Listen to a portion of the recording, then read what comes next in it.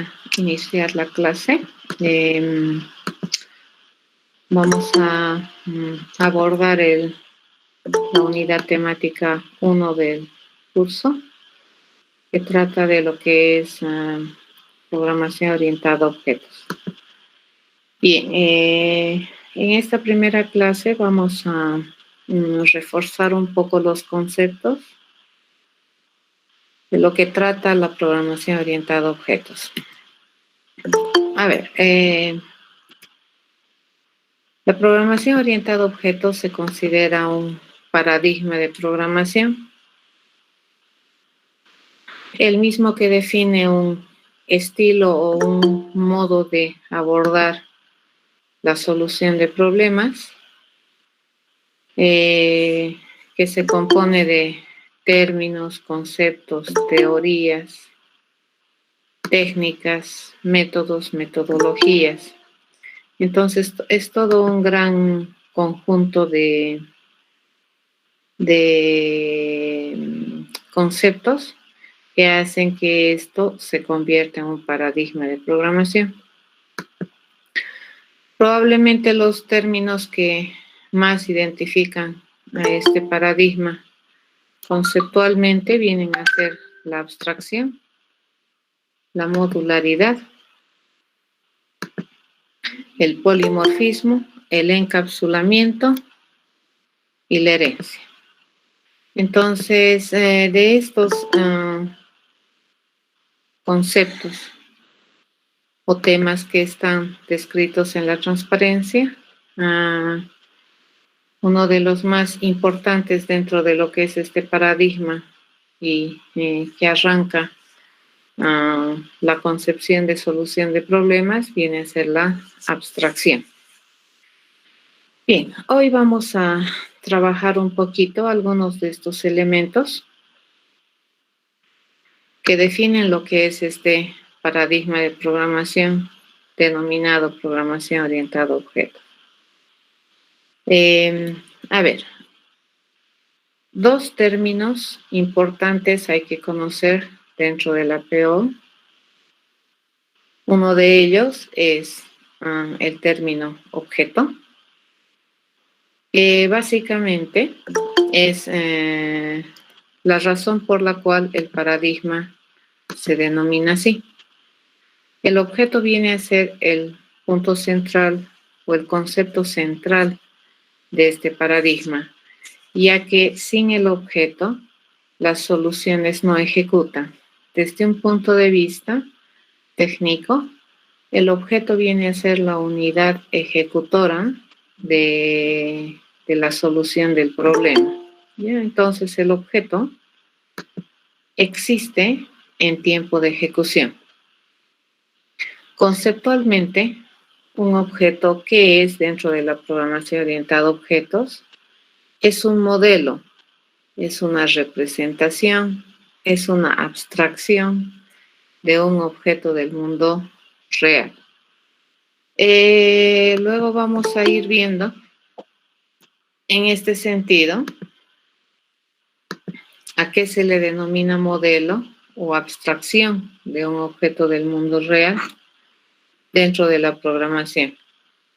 Básicamente, los objetos que nosotros trabajamos en PO mantienen el estado específico de un individuo particular del mundo real, ¿no? Pero lo que nosotros tenemos es una representación de este lado de la programación. Todo objeto en PO tiene una identidad que permite identificarlo de manera única dentro de un programa o dentro de un ámbito de ejecución. Todo objeto, por otro lado, tiene comportamiento asociado que le permite al objeto ejecutar a solicitud servicios funcionales que han sido identificados como parte de su esencia. ¿Ya? Eso viene a ser un objeto dentro de la PO. Es correcto decir que un objeto, entonces, En PO representa, modela a un objeto del mundo real. Entonces, es una representación bajo algún criterio, bajo alguna perspectiva. Un otro término, concepto que se maneja bastante en PO es el concepto de clase. Y la clase, al igual que el objeto, también es un modelo. ¿Cuál es la diferencia?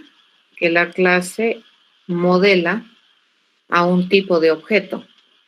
Entonces, es una representación de grupo, le podemos decir, ¿de acuerdo? De clase. El nombre que recibe este concepto clase no es accidental. Más bien, viene a ser un nombre que identifica muy apropiadamente la significancia de este término. La clase viene a ser el concepto que identifica algún tipo de objeto después de haber hecho un proceso de clasificación. Y entonces, de ahí viene ese nombre clase. A partir de ahora, en PO, clase para nosotros, ¿qué es? Es un modelo. ¿Pero qué modela la clase? A un tipo de objeto, a una clase de objeto del mundo real. La misión de una clase es enumerar un conjunto de características esenciales que representan a este tipo de objeto. Nosotros sabemos que los objetos en el mundo real son bastante complejos de representar. Entonces, la clase, ¿qué es lo que hace? Va a modelar al tipo de objeto o a la clase de objeto independiente de un objeto del mundo real, ¿de acuerdo? De un objeto específico. Se va a concentrar más bien en las características que son comunes a un conjunto de objetos que pertenecen a alguna naturaleza. Y esas características las va a enumerar. Entonces, nuestro modelo en programación orientado a objetos de una clase va a ser un modelo descriptivo que sea posible de escribir. Una otra cosa que es responsable una clase es, además de enumerar esas características esenciales, es definir los procedimientos estándares por los cuales una clase de objeto suele brindar servicios, ¿de acuerdo? Entonces, en la clase, nosotros, ¿qué vamos a identificar? Vamos a identificar las características que en esencia hacen que este tipo de objeto sea diferente a otro. Y por otro lado, ¿qué es lo que hace la clase? Define los procedimientos estándares, los métodos estándares por los cuales un objeto sabe decir o hacer algo. La clase, por otro lado, es un concepto importante porque abstrae, de acuerdo a la clase de objetos, que en el futuro nuestro programa va a utilizar para poder ejecutar. La clase es una unidad de modelamiento en tiempo de compilación. Las clases entonces vienen a ser como una plantilla que representa a nuestros futuros objetos que van a ejecutar la solución del problema. ¿Ya? La clase tiene un formato general de representación. Y el objeto, fíjense, es un modelo particular. Y los objetos ya tienen estado. Esa es una gran diferencia entre lo que es una clase y un objeto. Bien, ¿qué es lo que ven en la pantalla, en la transparencia?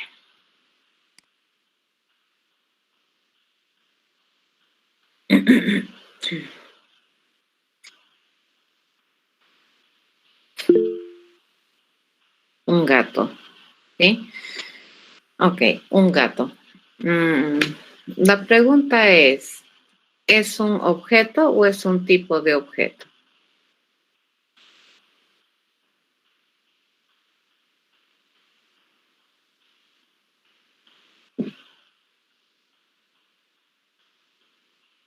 Es muy buena observación, Nicole. Es una representación de un gato también, ¿verdad? Lo que tienes en la transparencia.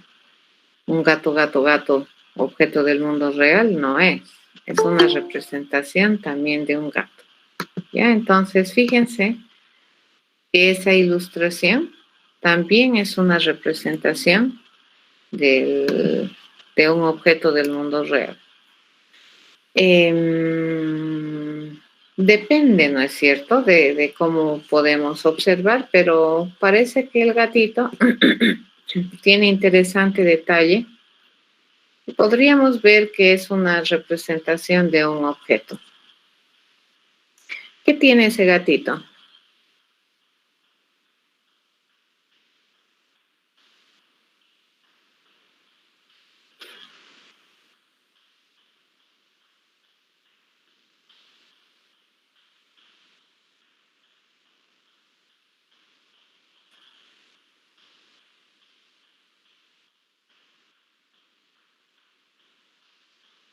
Está gordo, ojos.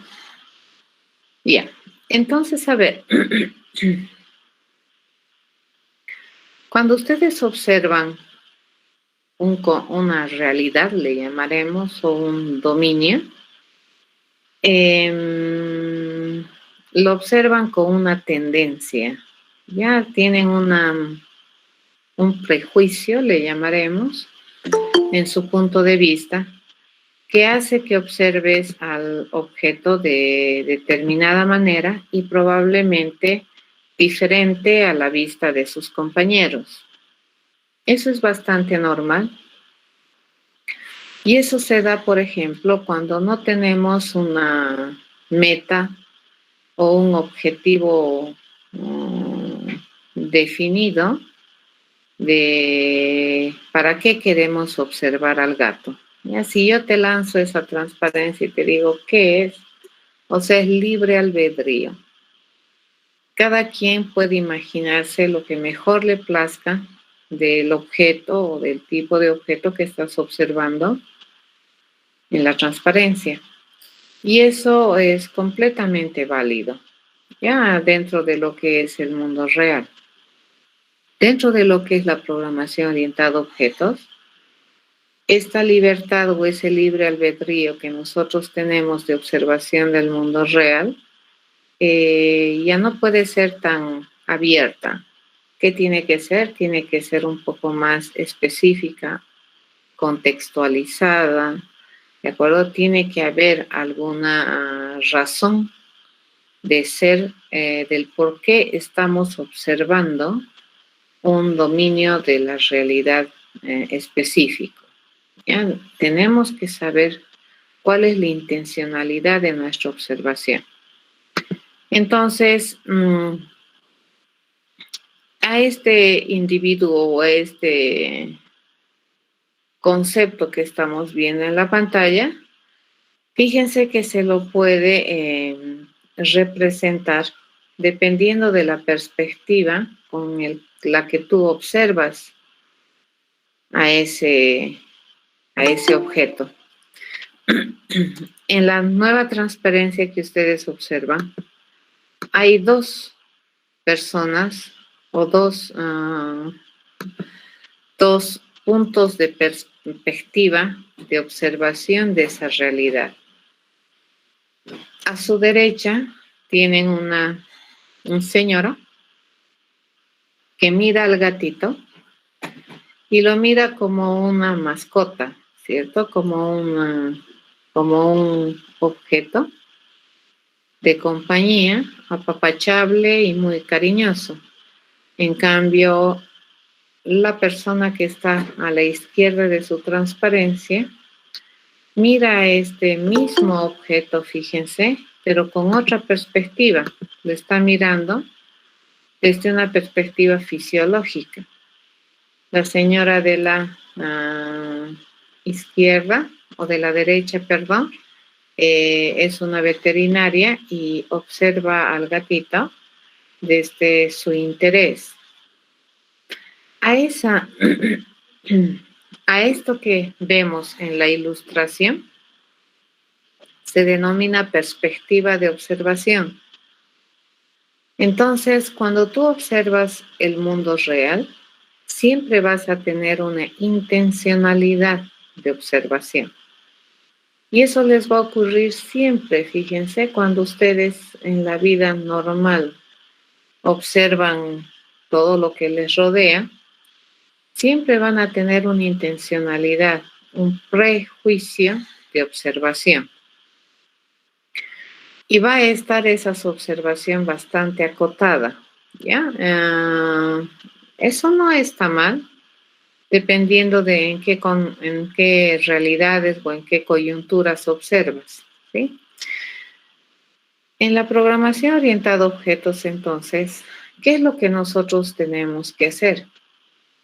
Cuando observamos objetos en el mundo real o en el mundo que estamos queriendo resolver, que de ella es un mundo reducido, siempre tenemos que entender por qué estamos observando esa parte de la realidad. ¿Cuál debería ser la perspectiva de observación? Y eso que nos va a permitir definir un contexto de observación. Ya, en este caso, fíjense, el contexto de observación que tiene esta persona de este objeto es completamente diferente del contexto que esta otra persona tiene de este mismo objeto del mundo real.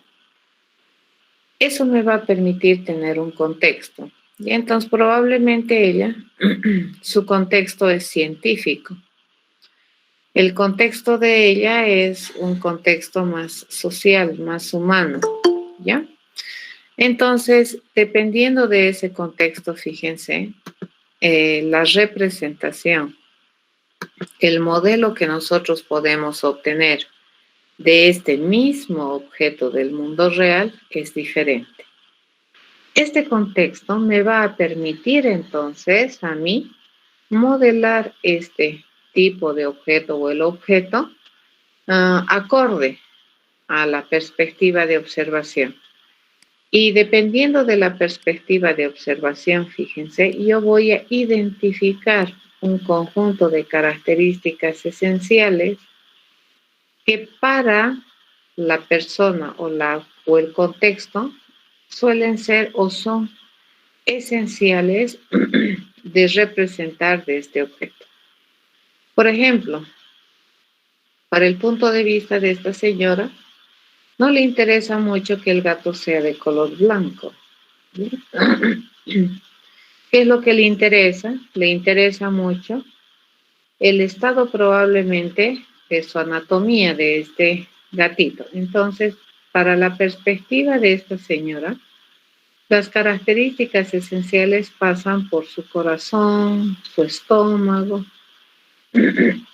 los intestinos, el estado físico en el que se encuentra este gatito. En cambio, para esta señora, fíjense las características esenciales, a ella no le interesa mucho los huesos del gato, más le interesa, fíjense, que sea una gran bola de pelos, que sea muy cariñoso y que sea acariciable. Por ejemplo, no debería ser probablemente, de acuerdo a esta figura y el pensamiento de la señora, no debería ser un animal violento, ya debería ser algo querible este gatito. Entonces, esto es bien importante, les cuento. A eso se llama abstracción. La abstracción entonces me permite mirar el mundo real bajo una intencionalidad específica que me va a permitir determinar un contexto limitado, acotado de la realidad, sobre el cual nosotros podemos abstraer, representar, modelar un tipo de objeto, considerando el conjunto de características que para el contexto son esenciales de ese tipo de objeto. ¿Ya?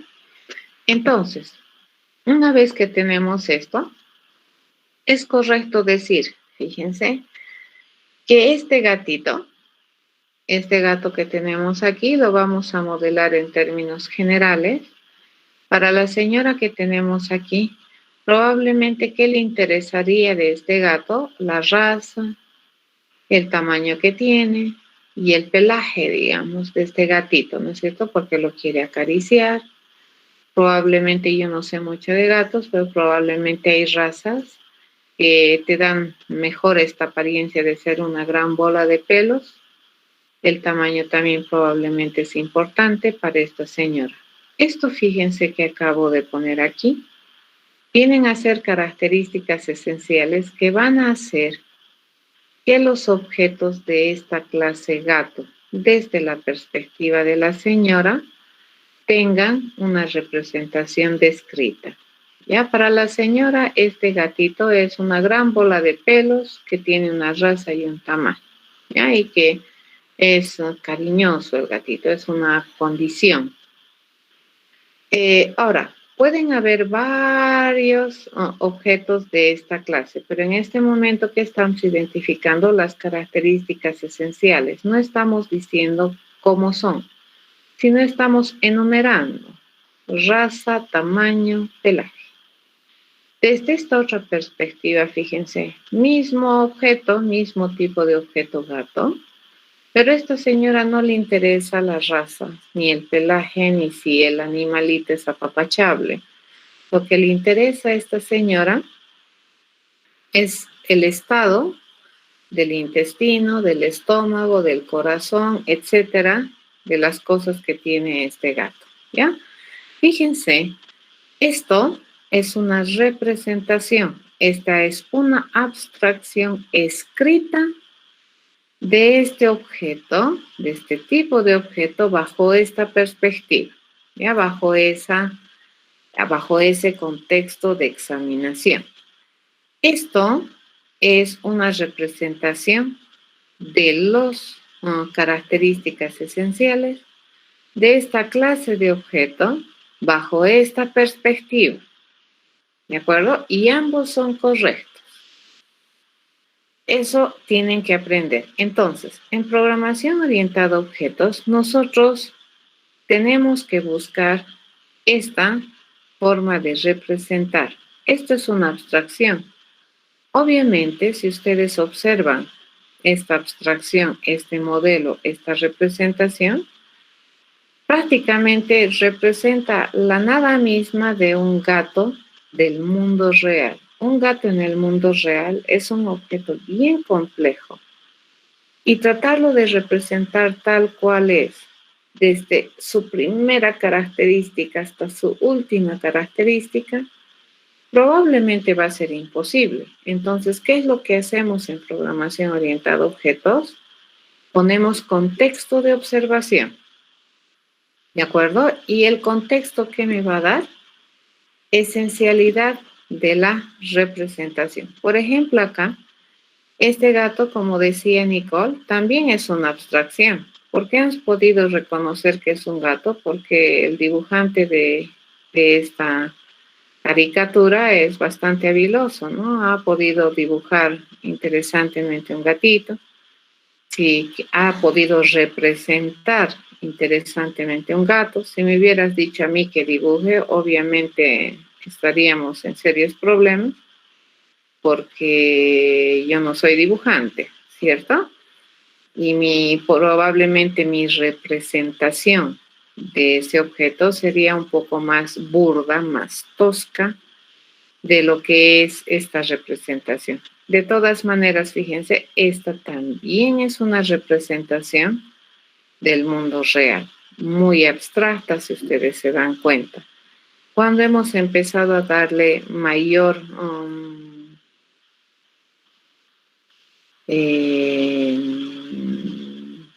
mayor detalle, le podemos decir, es cuando hemos puesto perspectiva, ¿ya? Y para nosotros en programación orientada a objetos, esta es la representación, ya no es esta, esta. Esto, entonces, el contexto, la perspectiva de cómo tú observas el mundo real, te permite identificar características esenciales pertinentes, ¿de acuerdo? Entonces, probablemente el modelar que todo gato tiene intestino es pertinente para ella, ¿de acuerdo? El modelar que todo gato tiene raza es pertinente para ella, ¿ya? Entonces, estas características esenciales tienen que ser pertinentes de acuerdo al contexto de observación.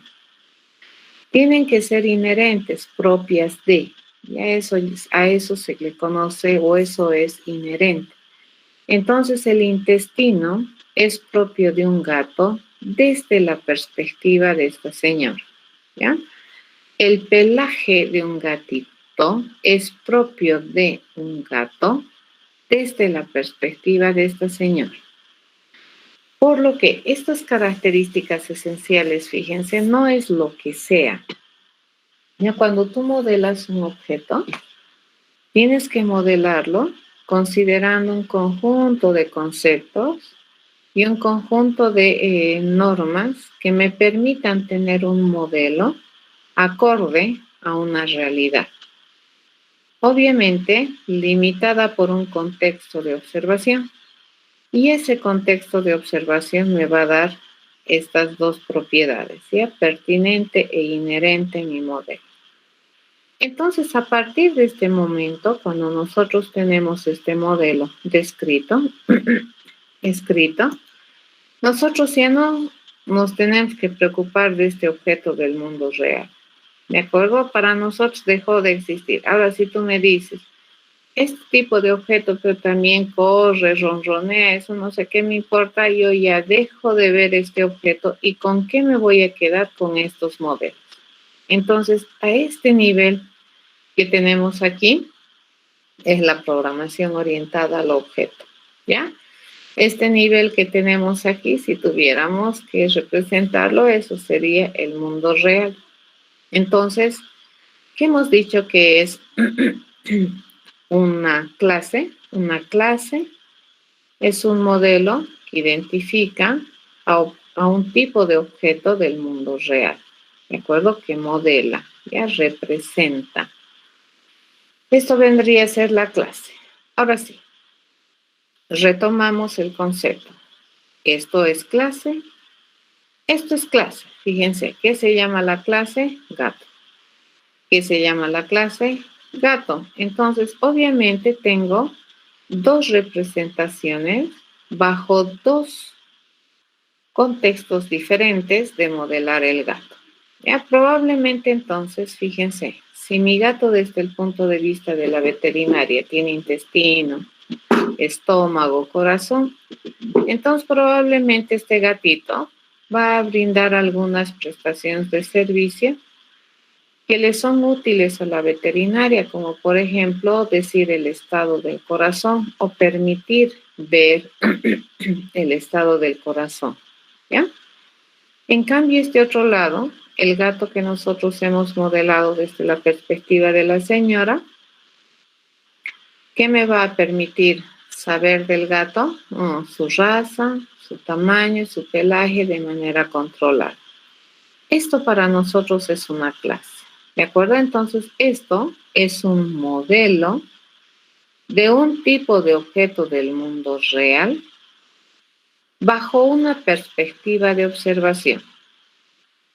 Este modelo enumera conjunto de características esenciales, ¿de acuerdo? Estas vendrían a ser sus características esenciales, tanto de propiedad o de característica de dato, como de funcionalidad de este objeto dentro del mundo real, ¿de acuerdo? Y estas son esenciales para una perspectiva específica. Entonces, fíjense La forma de ver el mundo real es muy importante, muy, muy importante, porque eso me permite establecer el contexto sobre el cual nosotros vamos a observar un tipo de objeto, ¿ya?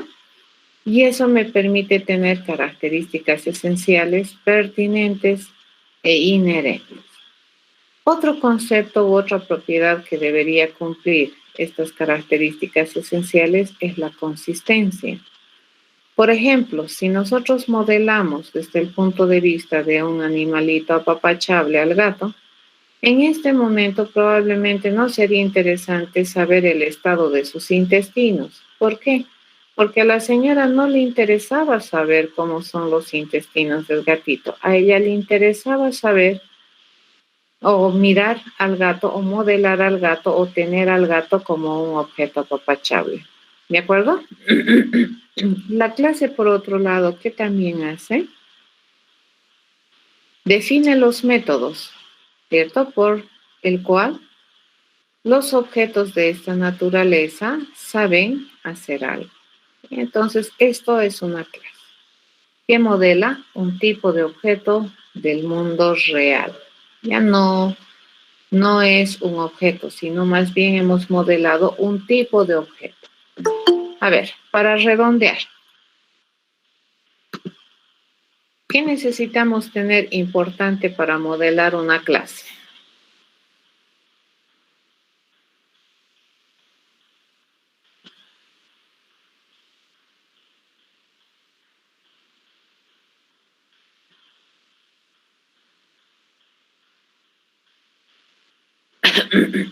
Es una pregunta, chicos.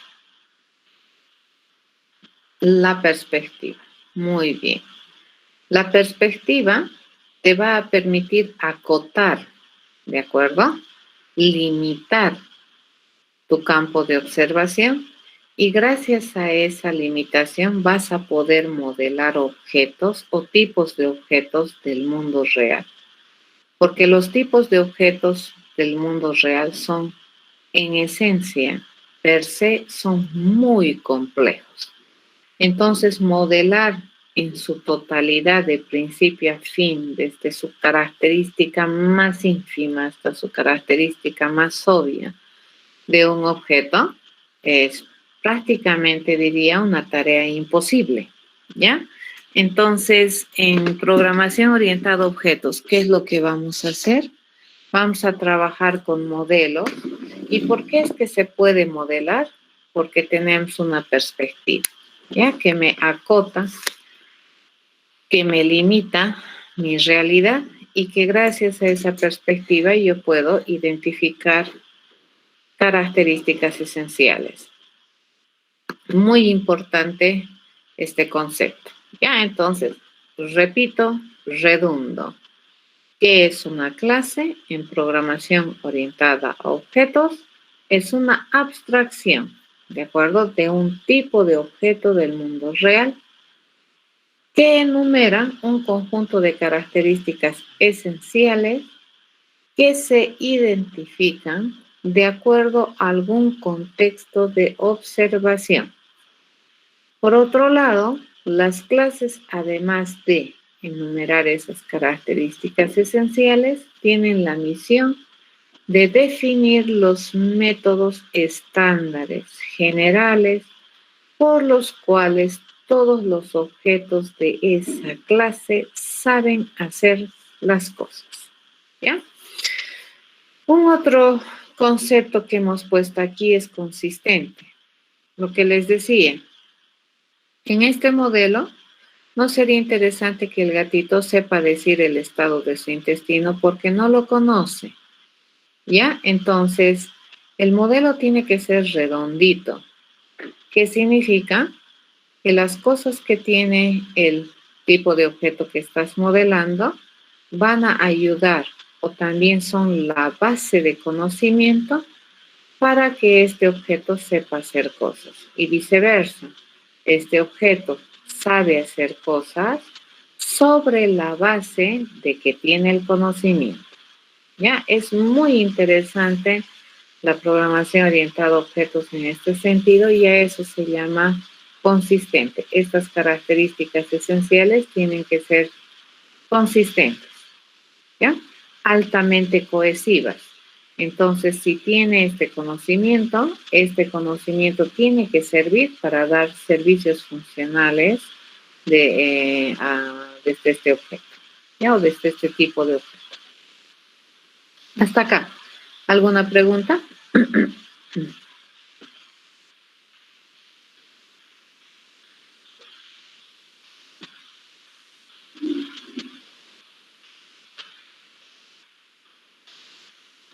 Seguimos trabajando con el gato ese blanquito dibujito. Ya no, ¿verdad? En programación orientada a objetos, entonces, cuando digamos gato, uno de los dos modelos estaría sea este o ya sea este modelo. Pero nunca vamos ya a trabajar con el gatito del mundo real. Eso hay que tener mucho cuidado. Bien. Por otro lado, el otro concepto en el cual nosotros también tenemos abstracción, por eso la abstracción es una de las bases, pilares fundamentales de la programación orientada a objetos, viene a ser el objeto, ¿ya? En este caso, fíjense, vamos a agarrar vamos a modelar o hemos modelado un objeto desde la perspectiva de la señora, ¿no? De la izquierda, de la transparencia interior, desde el contexto de animal apapachable. Y decimos que vamos a tener un gato particular, específico, individual, que se llama Michi, que es de la clase gato. Y al ser de la clase gato, bajo la perspectiva de la señora que busca un animalito de compañía, entonces todo gato tiene raza, tamaño y pelaje. Podemos decir que Michi es un gato de raza angora, es grande y su pelaje es abundante. ¿De acuerdo? Entonces, esto para nosotros es un objeto. Ya no es más esa bolita ronroneable. ¿De acuerdo? Para nosotros este es un objeto en el mundo de la programación orientada a objetos. Y esta es una buena representación de un objeto para los fines de la señora. ¿Ya? Entonces, ¿qué tiene todo objeto? Todo objeto va a tener estados. ¿Ya? Por ejemplo, angora grande y abundante ya es una particularidad específica y especial de un individuo particular de la clase gato. Entonces, Michi ya es un objeto particular, tiene estado. ¿Qué tiene todo objeto? Tiene entidad. Michi vendría a ser su identidad, que es única en sí, ¿ya?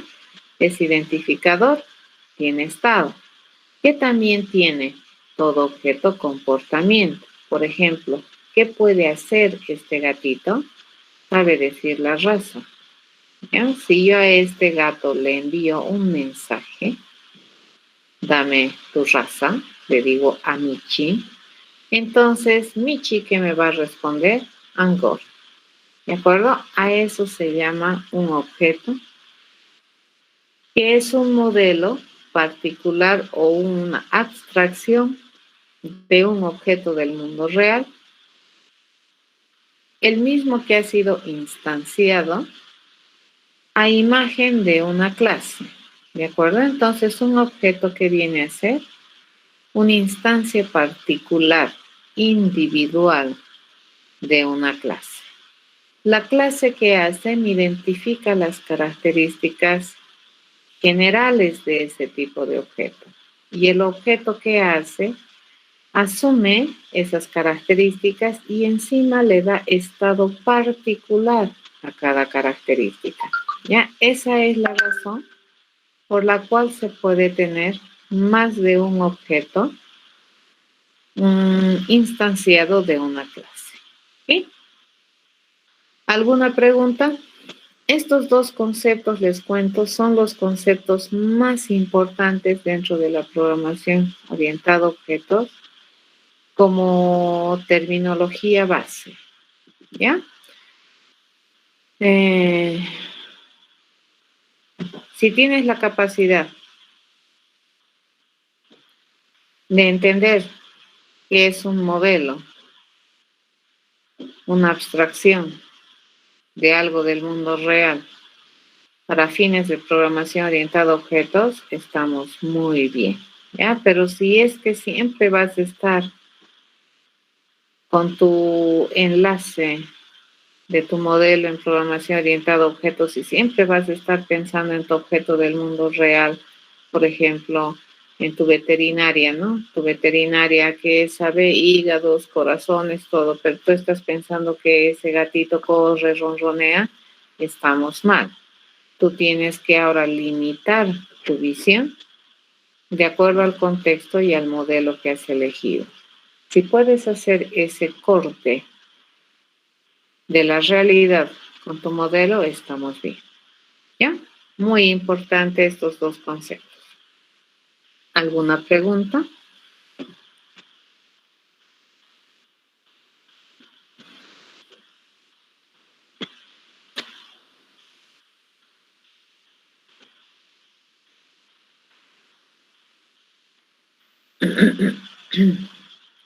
Me imagino que deben estar pasando clases desde sus camas, ¿no? Tal vez ya se han dormido.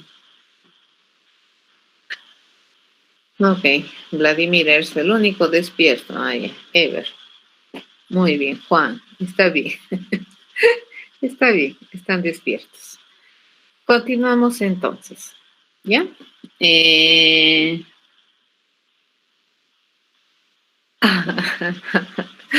Ok, está bien. O sea que te levantas temprano. Muy bien, Sergio. Entonces, esos conceptos son muy importantes a la hora de entender lo que es PO. ¿Ya? A eso se llama abstracción. Bien, otro concepto, fíjense, es la modularidad. Cuando nosotros diseñamos un objeto o abstraemos un tipo de objeto, digamos, en programación orientada a objetos, siempre somos finitos al diseñar. Eso es algo que te pide el mismo paradigma de programación. O sea, no vamos a tener un tipo de objeto como una gran albóndiga, digamos, sino que vamos a intentar hacer, fíjense, vamos a intentar diseñar este tipo de objeto con componentes, ¿no es cierto? Con partes funcionales, con partes que son características. Fíjense, este gráfico es bien interesante. Este es un gatito. Acá, fíjense, está la parte olfateadora, ¿no? Del gatito, su nariz y sus bigotitos.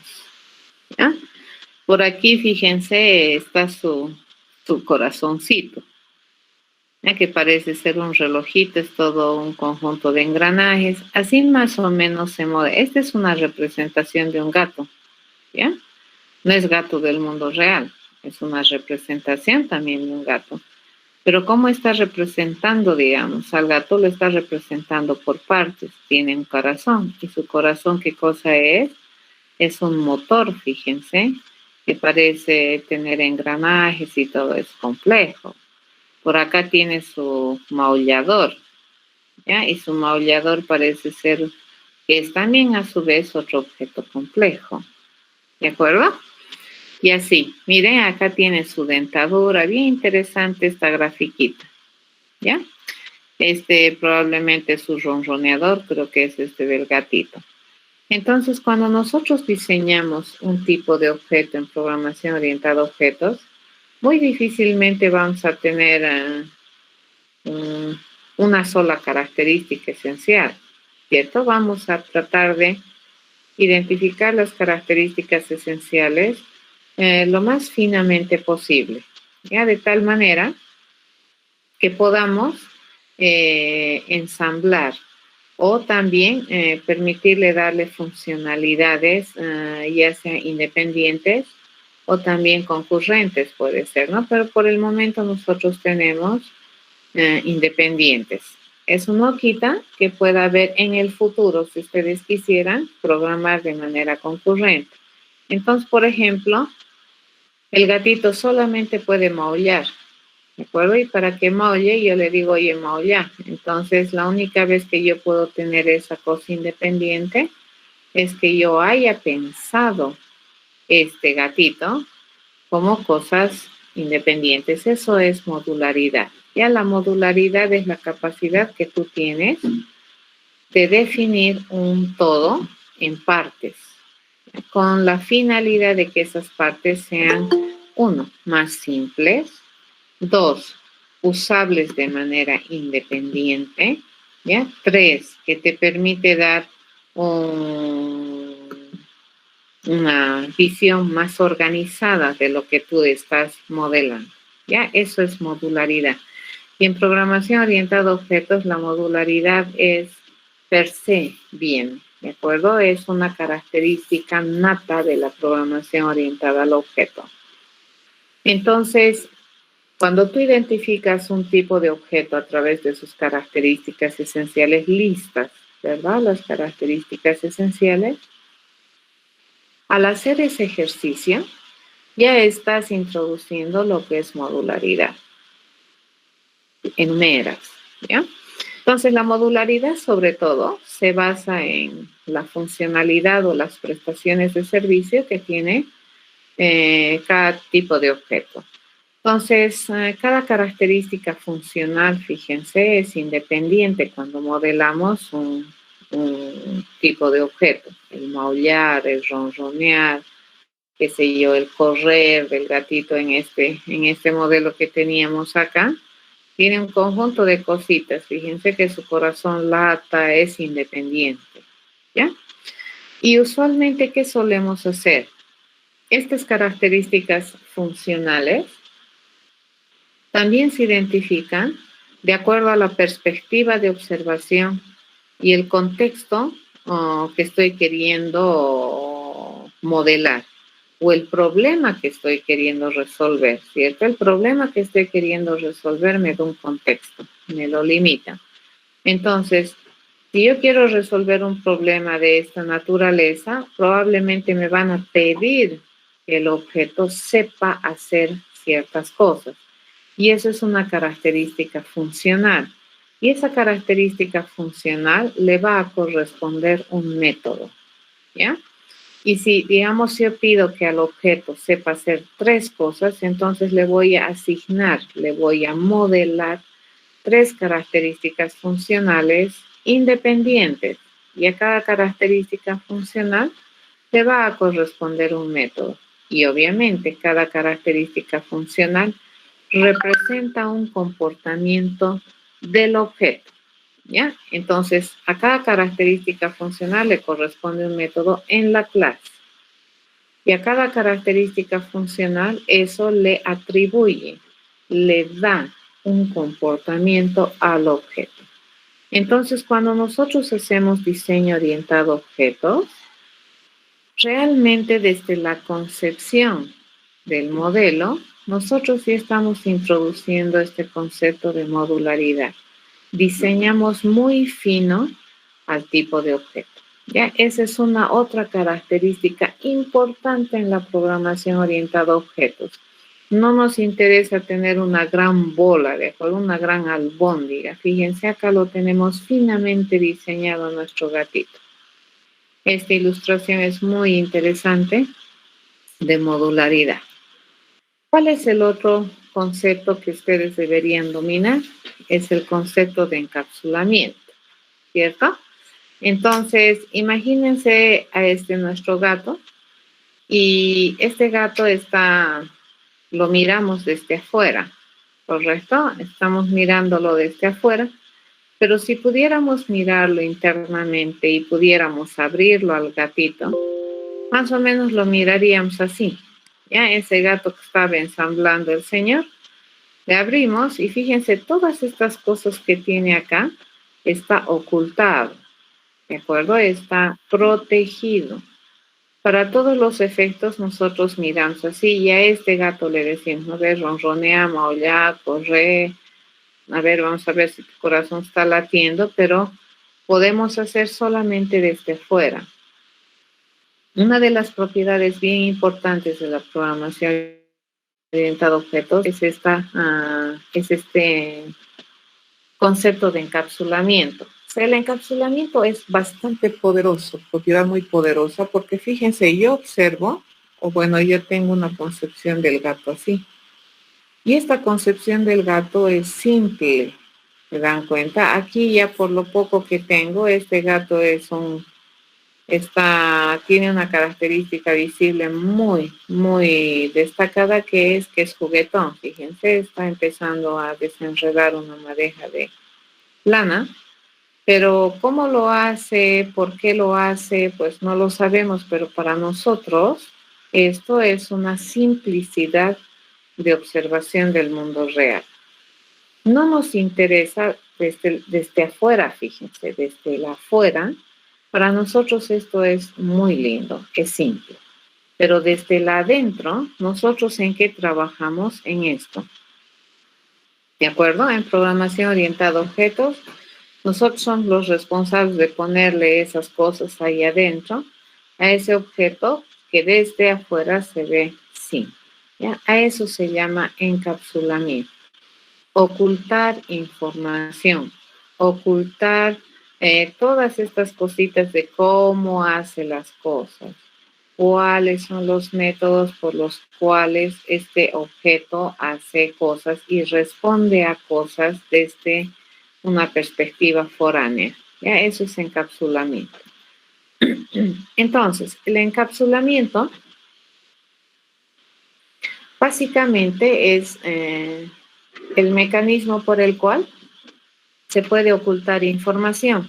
Entiéndase información de un objeto, ya sea una propiedad atribuible o a una propiedad de comportamiento funcional. Ya eso es información desde la perspectiva orientada a objetos.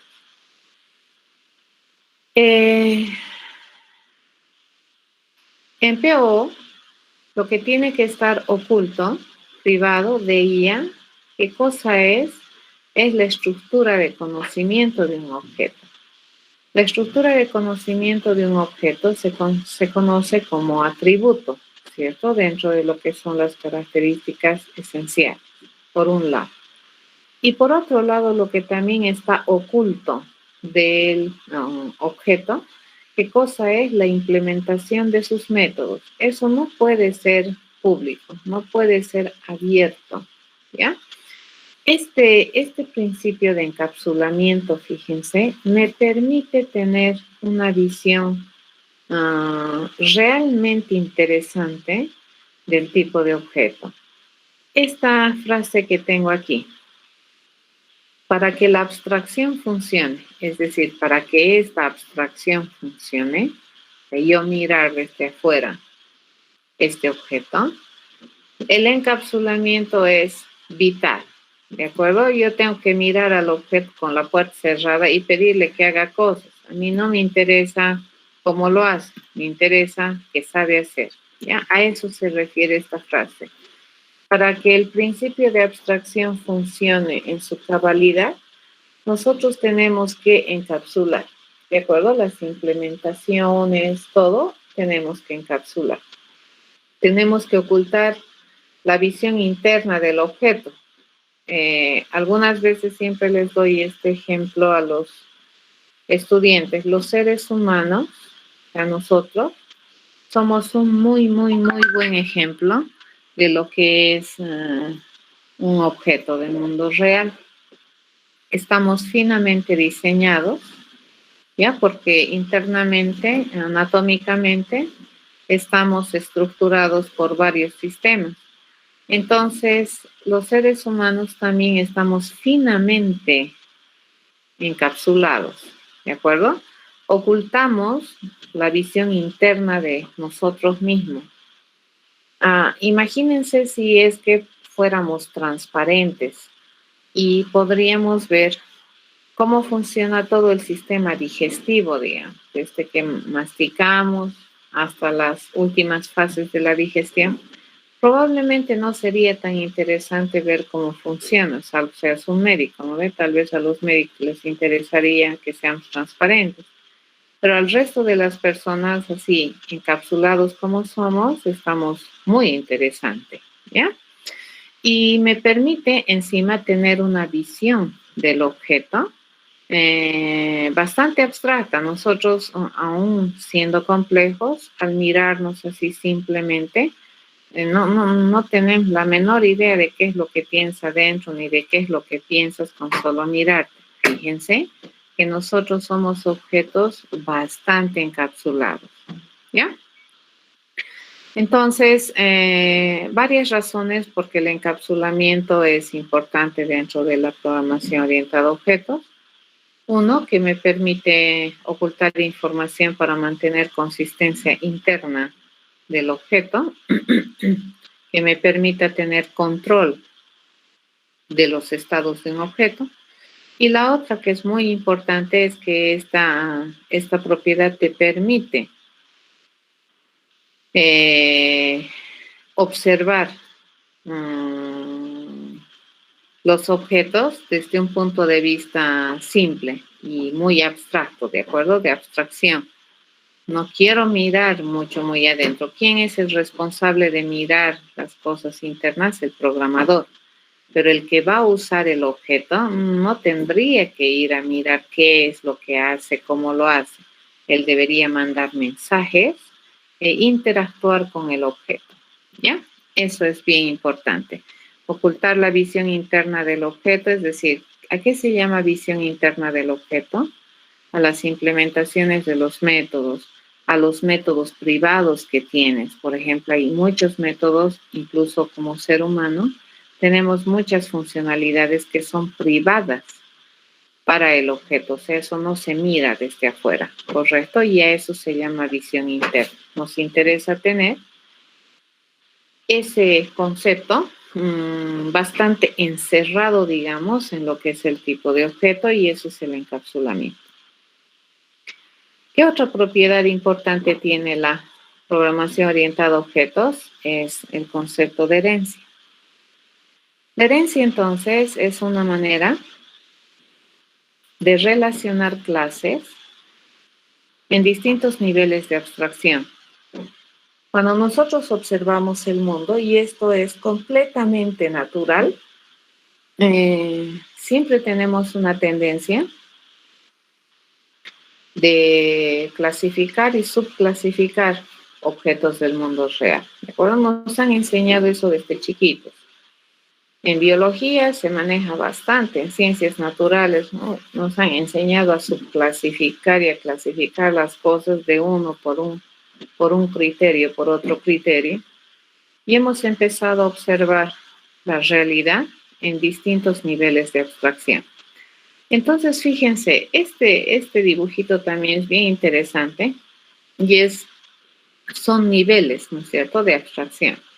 Por ejemplo, aquí, estos objetos que son, todos estos objetos son juguetes, ratoncitos, ¿ven?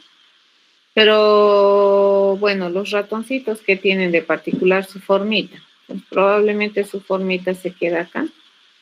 Pero, ¿qué tienen de general, digamos, estos ratoncitos? Si es que nosotros podemos seguir pasando por las coladeras, tienen motores que trabajan con reloj. Entonces, aquí podríamos también tener otra bandeja de gatos, ¿de acuerdo? De juguetes de gatos, pero a diferencia de los ratones, probablemente su fisonomía sería diferente. Pero ¿qué tienen de similar? Que probablemente van a tener algunas partes que también son motores que trabajan con reloj y así, ¿de acuerdo?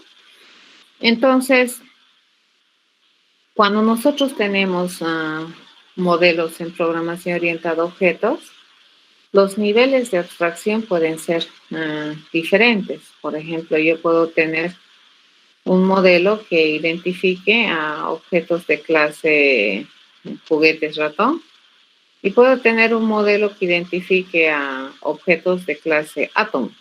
Entonces, obviamente aquí los átomos son un concepto mucho más general, mucho más elevado, mucho más abstracto que un concepto que es un juguete de ratón, ¿ya? A estos niveles de abstracción se les conoce como, o modelan, generalizaciones dentro de alguna realidad. Y en este nivel, estaría un modelo bastante especializado. Ya acá nosotros ya podemos ver formas. En herencia, lo que se trata de hacer es relacionar, fíjense, estos niveles de abstracción a través de una relación de especialización, generalización. A estos niveles que tenemos aquí, nosotros les solemos conocer como subclases. Podemos clasificar, entonces, la superclase es el átomo. ¿De acuerdo? Del átomo podemos subclasificar y una de sus subclases pueden ser las partes de los componentes o partes de componentes. De las partes de componentes podemos subclasificar algunas partes especiales que son aquellas que funcionan con reloj. De las cosas que funcionan con reloj, podemos ponerle estos juguetitos que funcionan bajo un reloj. ¿De acuerdo? Entonces son subclasificaciones. A estos modelos de alto nivel de abstracción se les conoce como superclases o clases bases también, y a estos se les conoce como subclases o clases extendidas. Entonces, la herencia dentro de lo que es la programación orientada a objetos define una relación entre clases de un dominio que tú estás analizando, ¿ya?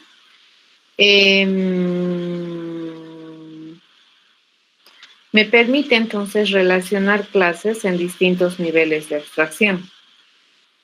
Y como les decía, estos modelos, subclases, nacen de procesos bastante conocidos de clasificación que solemos hacer como ejercicios mentales probablemente cotidianamente, ¿ya? Se dice que es una característica de herencia porque cuando una subclase decide relacionarse con una superclase, entonces esta subclase hereda todas las características esenciales que están descritas en la superclase. Por definición, una subclase puede heredar de una o más de una superclase y eso me va a permitir manejar tipos de herencia, ya que lo vamos a ver la próxima clase. Dentro de lo que es la jerarquía de representaciones, si ustedes observan, esta vendría a ser un modelo más de generalización y más de especialización. Los modelos de especialización suelen añadirle cosas, ¿de acuerdo? A esto. Entonces, tenía partes que trabajan con reloj y a este modelo le está añadiendo con su colita, su fisonomía, ¿ya? Entonces, a eso se le dice que las subclases usualmente aumentan, por un lado, o pueden redefinir la estructura que está definida en las superclases. Eso también vamos a ver la próxima clase. Entonces, la herencia me permite modelar un relacionamiento entre clases que suele ser llamada con las palabras eso. Así es la herencia. Entonces, básicamente, ¿qué tenemos? Si nosotros tuviéramos esta clase, que es un modelo de generalización, y esta clase, que es un modelo de especialización, entonces el símbolo que modela la relación de herencia va a ser que es un triangulito, cuyo vértice de arriba, le llamaremos principal, está apuntando al modelo de generalización y la base del triángulo está apuntando al modelo de especialización. Ya, esta relación o símbolo me va a modelar una herencia. ¿Cómo se lee la herencia? Fíjense, en este caso, ¿qué es lo que podemos decir? Que todo objeto de clase E es un objeto de clase B o es un B, ¿ya? A eso se llama la relación es un. Cuando se lee desde la subclase hacia la superclase, esta relación es mandatoria. Se lee categóricamente es un. Pero si leemos desde la superclase a la subclase, entonces la relación es una posibilidad. Se lee puede ser un B, puede ser un E, no es obligatorio. ¿Ya? A ver, ¿a qué se llama herencia? A la capacidad que tiene la superclase de heredarle cosas a la subclase.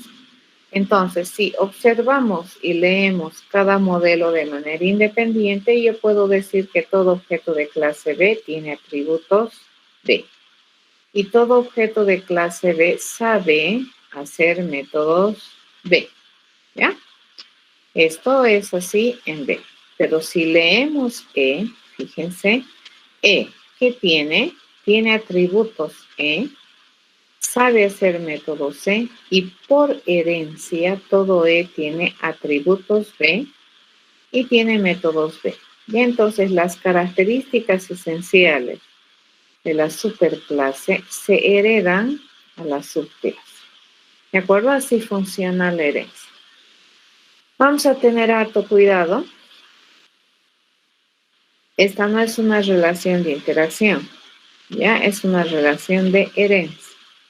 No es verdad que todo B tiene E y viceversa, no es verdad. Todo E es un B. Ya vamos a tener mucho cuidado y vamos a ir viendo luego cómo funciona eso. Entonces, en términos de programación, la superclase, fíjense, se escribe como nomás escribimos las clases, como saber. ¿Y la subclase qué hace? La subclase es la que define el relacionamiento, la que explicita el relacionamiento. ¿Y dónde lo hace? En la cabecera. Acá, ¿qué está diciendo? Que los objetos de clase E van a ser objetos extendidos de la clase B. ¿De acuerdo? Entonces, aquí, ¿quién es la clase base? B. ¿Quién es la clase extendida? E.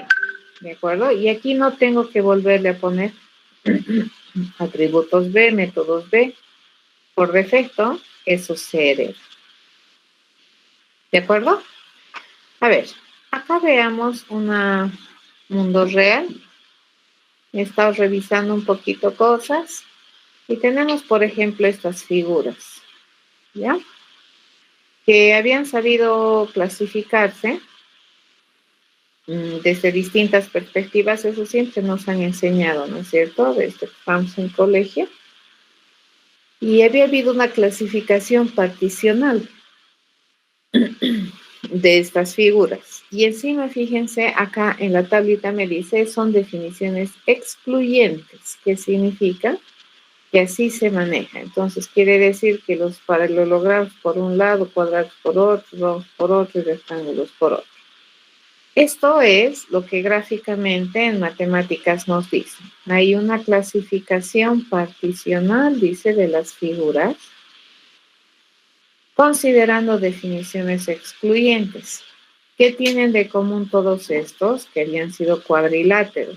Pero al decir que quiero definiciones excluyentes, entonces los paralelogramos, rombos, rectángulos, cuadrados son diferentes. ¿Cómo podemos modelar esto dentro de la programación orientada a objetos? Así dibujitos no se pueden, ¿cierto? ¿Qué tengo que hacer? Tengo que agarrar qué características esenciales tienen. Si yo digo cuadriláteros, entonces, ¿qué son las características esenciales de un cuadrilátero? Que tiene 4 lados. Entonces, ¿qué le vamos a poner? Que tiene lado 1, 2, 3 y 4. Y cada lado, fíjense, es un segmento, ¿ya? Y un segmento, ¿qué es? Es una porción de la recta. Y esa porción de la recta tiene un punto inicial y un punto final. ¿Y esos puntos de qué clase son? De clase punto. Todo esto que tenemos aquí es interacción, ¿ya? Pero nosotros sabemos que los cuadriláteros se subclasifican de acuerdo a la clasificación particional excluyente. Los cuadriláteros se clasifican en paralelogramo, rombo, rectángulo y cuadrado. ¿Correcto? Entonces, esto, fíjense que tengo aquí, lo he modelado en programación orientada a objetos. No es verdad que todo cuadrilátero tiene cuadrados, no es verdad. Un cuadrado es un cuadrilátero, ¿de acuerdo? Entonces, leyendo desde la subclase hacia la superclase, es categórico. Todo rectángulo es un cuadrilátero. Todo rombo es un cuadrilátero. ¿De acuerdo? ¿Alguna pregunta?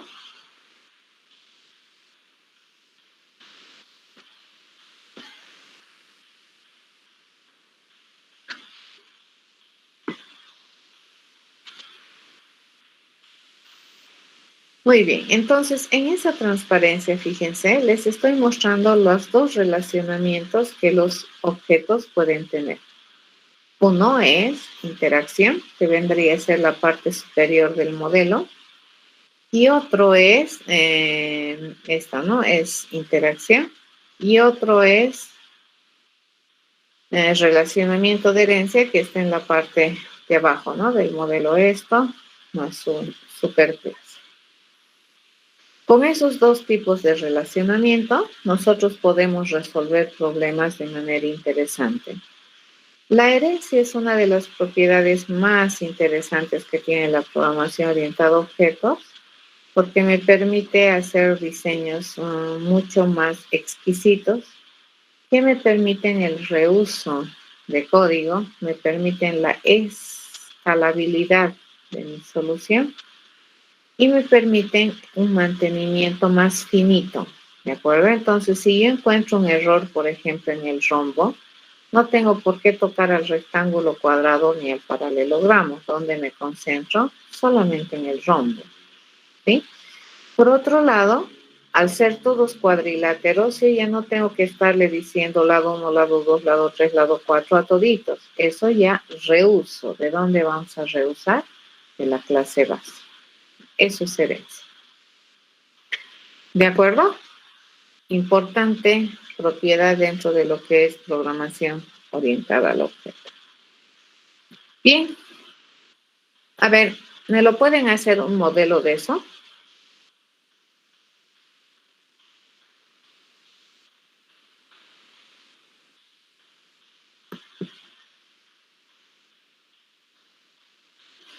Un modelo, agarren su cuaderno, modelen, sáquenle foto y compartan.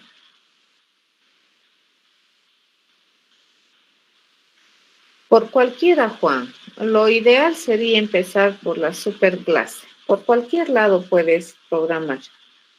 Ya depende mucho de lo que tienes. Hay gente que se lleva muy bien de empezar del concepto general e ir hacia el detalle. Y hay otra gente que empieza más bien por el detalle e ir hacia el general. Usualmente en Intralab yo les recomiendo que siempre vayan de lo general a lo específico, ¿no ve? Porque el general les va a ir por principio de modularidad, ir delegando tareas, ¿ya? En este caso podrías empezar por la superclase.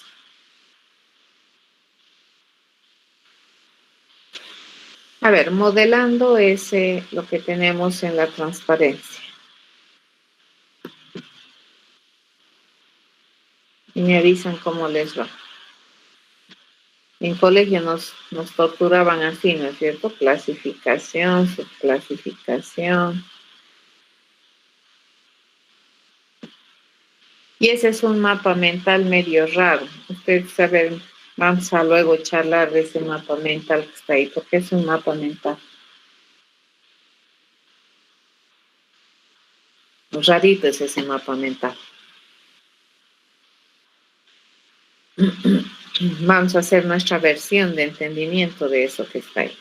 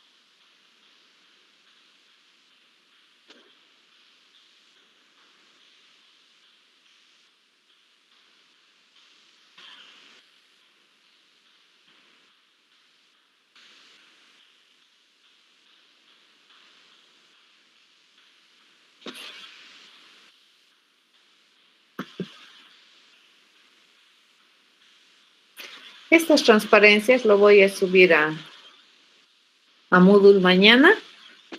Entonces, tienen tiempito para hacer el modelo. Y luego vamos a razonar respecto a este mapa mental que me presentan. ¿Ya? A ver, todas las imágenes para hacer estas transparencias, la mayoría de las caricaturas, las he sacado de este libro que hace años se ha escrito este señor Grady Book, que es uno de los pioneros en lo que es programación orientada a objetos y que siempre ha estado trabajando en tratar de conceptualizar, teorizar lo que es la programación orientada a objetos. Es autor de muchos libros, una persona muy importante dentro del área de investigación. Entonces, esas imágenes de los gatitos, crédito del señor Grady Bock, que trata también de explicar lo que es desarrollo de software, no programación, sino desarrollo de software orientado a objetos, haciendo metáforas del gato, ¿no? Eso. Entonces, se los dejo esto para que piensen. Esto se los voy a subir mañana en la tarde para que puedan chequear un poquito más el modelo. ¿Ya? Si no hay preguntas, estaríamos terminando por hoy la clase. ¿Alguna duda?